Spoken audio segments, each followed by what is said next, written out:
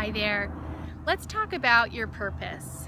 I think that everybody wants to know, what is my purpose for being here? What are my gifts? What are my talents? What is it that I have to offer the world? And your purpose is one of your main reasons for being here. It's just certainly not the only one. There's a lot of lessons involved in our incarnations, but your purpose is the part of your incarnation that brings you satisfaction, that brings you joy, that makes you feel like your life is worth living. I want to talk a bit about how to move in the direction of your purpose, because I think that the majority of people are not living their purpose and are really struggling and finding their life less than awesome, and really wondering, what else is out there? Why is my life unsatisfactory, and how could it be better, and what can I do to bring more joy into my life? And one of the ways to do this for sure is to move in the direction of your purpose. Your purpose is something that you have to offer the world that no one else can offer in the way that you can. And even if your method is similar to someone else, you have a different audience. You have people respond to you in a different way than they would to somebody else. They may hear the same message or the same action or whatever else from someone else, but it's different when coming from you. So whatever your purpose is, whether it be you're a great baker, a great chef, you help people to feel calm in your presence, you're a public speaker, a musician, a dancer, perhaps you have a great ability to dissolve disagreements between people or to manage people. There are all kinds of gifts that we have to offer the world. And I think that some of us think, unless it's grandiose and popular and in the public eye, it's not anything special, but I want to tell you that it is. Every purpose is extremely special and extremely needed, and every person has the ability to make huge differences in someone's life. So I want to talk to you about moving in the direction of your purpose. I think the biggest thing standing in our way is fear. Fear is a part of the ego. It's something that rises up as soon as you attempt to align with your spirit, to keep you in a safe zone, to keep you in the bubble or the box that you're familiar with being in.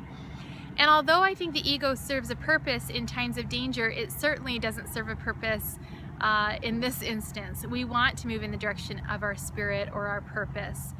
And to do so requires moving through fear. Unfortunately, and I know this all too well, fear does not go away. Fear is here to stay. It is that part of the ego that really wants to try to keep you restricted and not move forward into unknown territory. And if you can realize that the ego and the fear are just that, it's just kind of I don't want to call it an imaginary block, but it's a veil. It's something that you can move through, even though it exists. Moving in the direction of your purpose is going to require looking at some beliefs in your life, looking at those things that hold you back from being who you are meant to be.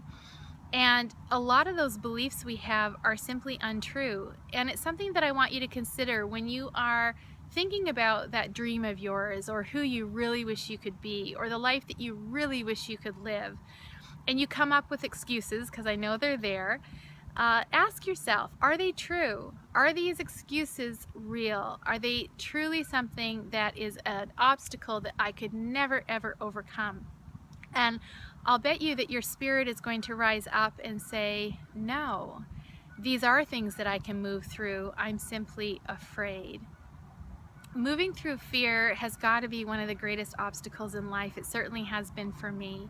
And I really empathize with people as they take that leap of faith and step in the direction of their purpose to create a more rewarding and joyful life. But you can do it. And when you step through fear, the most amazing thing happens. Once you get to the other side, it completely fades away. The obstacle that you just came over that seemed like climbing Mount Everest, you look back behind you and it's a molehill.